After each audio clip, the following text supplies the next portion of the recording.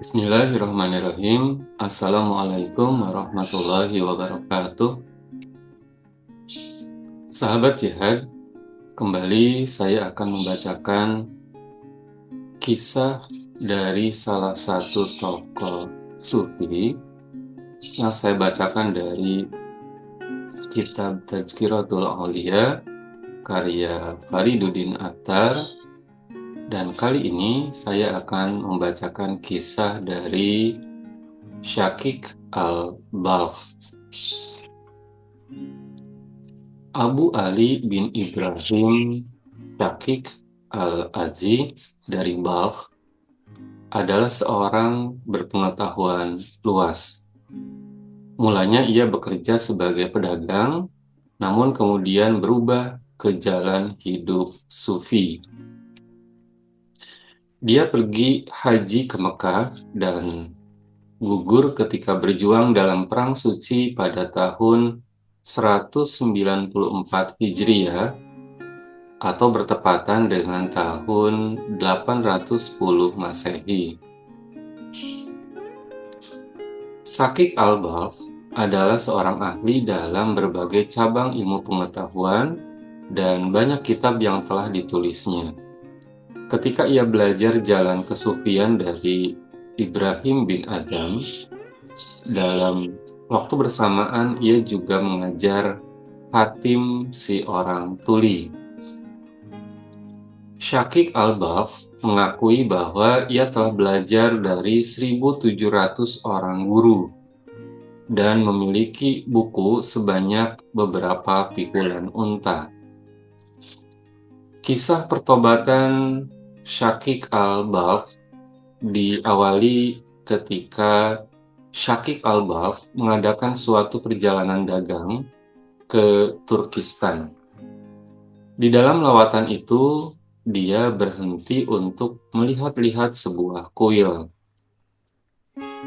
Di dalamnya ia melihat ada seseorang yang sedang menyembah berhala dengan khusyuk. Syakik al-Balkh menegur si penyembah berhala itu. Sesungguhnya yang menciptakan engkau adalah yang maha hidup, maha kuasa, serta maha tahu. Sembahlah dia. Hendaklah engkau malu dan jangan menyembah sebuah berhala yang tidak bisa mendatangkan kebaikan maupun keburukan kepadamu. Jika benar kata-katamu itu, jawab si penyembah berhala, mengapakah dia tidak sanggup memberikan nafkahmu sehari-hari di kota kediamanmu sendiri? Masih perlukah engkau melakukan perjalanan sejauh ini? Kata-kata ini membuka hati Syakik al-Balkh. Dia akhirnya kembali pulang ke Balkh. Seorang penganut Zoroaster yang kebetulan menuju kota yang sama bertanya kepada Syakik al-Balkh, "Apakah usahamu?" "Berdagang," jawab Syakik al-Balkh. "Jika engkau mencari rezeki yang belum ditakdirkan untukmu sampai kiamat sekalipun, engkau tidak akan mendapatkannya. Tetapi jika engkau hendak pergi mencari rezeki yang telah ditakdirkan untukmu, engkau tidak perlu pergi kemana-mana, karena rezeki itu akan datang sendiri." Ucapan ini semakin menyadarkan Syakik al-Balkh, dan kecintaannya terhadap kekayaan dunia semakin pudar. Akhirnya sampailah Syakik al-Balkh ke kota Balkh. Sahabat-sahabatnya menyambut kedatangannya dengan hangat, karena ia terkenal dengan kemurahan hatinya. Pada masa itu, yang menjadi pangeran di kota Balkh adalah Ali bin Isa bin Haman. yang memelihara beberapa ekor anjing pemburu. Kebetulan pada saat itu, seekor anjingnya hilang. Anjing itu ada di rumah tetangga Syakik al-Balkh. Orang-orang melaporkannya kepada si pangeran. Maka ditangkaplah tetangga Syakik al-Balkh itu dengan tuduhan telah mencuri seekor anjing. Ia dipukuli. Akhirnya tetangganya itu meminta perlindungan kepada Syakik al-Balkh. Maka pergilah Syakik al-Balkh menghadap sang pangeran, lalu memohon, "Berikanlah kepadaku waktu 3 hari untuk mengembalikan anjingmu itu, tetapi bebaskanlah sahabatku itu." Si pangeran membebaskan tetangga Syakik al-Balkh. 3 hari kemudian, secara kebetulan, seseorang menemukan seekor anjing. Orang itu berkata di dalam hatinya, "Anjing ini akan kuberikan kepada Syakik al-Balkh." Syakik al-Balkh adalah seorang yang pemurah. Tentu ia akan memberikan imbalan kepadaku. Anjing itu pun dibawanya kepada Syakik al-Balkh. Kemudian Syakik al-Balkh menyerahkan binatang itu kepada si pangeran dan terpenuhilah janjinya. Setelah peristiwa itu, Syakik al-Balkh bertekad untuk benar-benar berpaling dari urusan duniawi. Di kemudian hari, terjadi bencana kelaparan di kota Balkh. Sampai begitu parah, sehingga manusia memakan sesamanya. Di sebuah pasar, Syakik al-Balkh melihat seorang hamba yang tertawa-tawa dengan gembira. Syakik al-Balkh bertanya kepadanya, "Apakah yang membuatmu segembira ini? Tidakkah engkau lihat betapa semua orang menanggung kelaparan?" "Apa peduliku?" jawab si hamba. "Tuanku memiliki sebuah desa dan memiliki banyak persediaan gandum. Ia tidak akan membiarkan aku kelaparan." Mendengar jawaban si hamba ini, Syakik al-Balkh tidak bisa menahan dirinya. Maka berserulah ia kepada Allah, "Ya Allah, budak ini sangat gembira karena tuannya mempunyai gandum.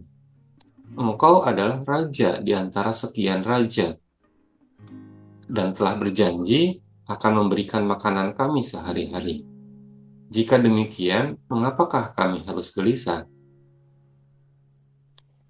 Setelah peristiwa itu, ditinggalkannyalah segala urusan duniawi, lalu bertobat dengan sepenuh hatinya. Ia terus melangkah di atas jalan Allah dan memasrahkan diri kepadanya. Syakik al-Balkh sering berkata, "Aku adalah murid dari seorang hamba." Hatim Tuli mengisahkan, "Aku dan Syakik al-Balkh ikut berperang.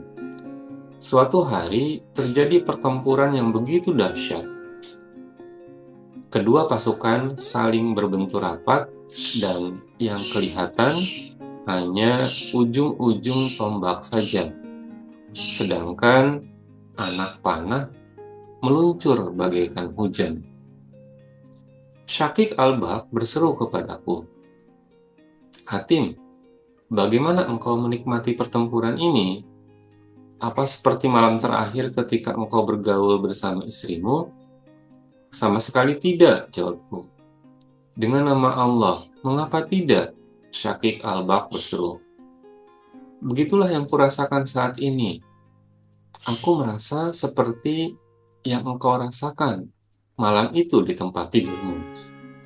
Ketika malam tiba, Syakik al-Balkh membaringkan tubuhnya dan dengan berselimutkan jubahnya ia pun tertidur. Sedemikian sempurna kepasrahannya kepada Allah, sehingga walau terkurung oleh pasukan musuh yang sangat banyak itu, ia masih bisa tertidur pulas.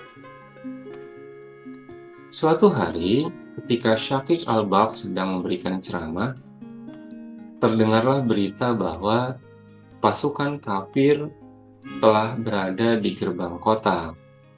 Syakik al-Balkh segera menyerbu keluar, mengobrak-abrik pasukan musuh dan kembali ke tempat semula. Salah seorang muridnya menaruh seikat bunga di sajadahnya. Syakik al-Balkh memungut kembang-kembang itu lalu menciuminya. Melihat perbuatan Syakik al-Balkh ini, seseorang yang tidak tahu kejadian tadi berseru, "Pasukan musuh sudah berada di gerbang kota, tetapi imam kaum muslimin masih mencium-cium bunga." Si munafik hanya melihat bunga-bunga yang diciumi, tetapi tak melihat betapa orang-orang kafir telah dikocar-kacirkan. Balas Syakik al-Balkh.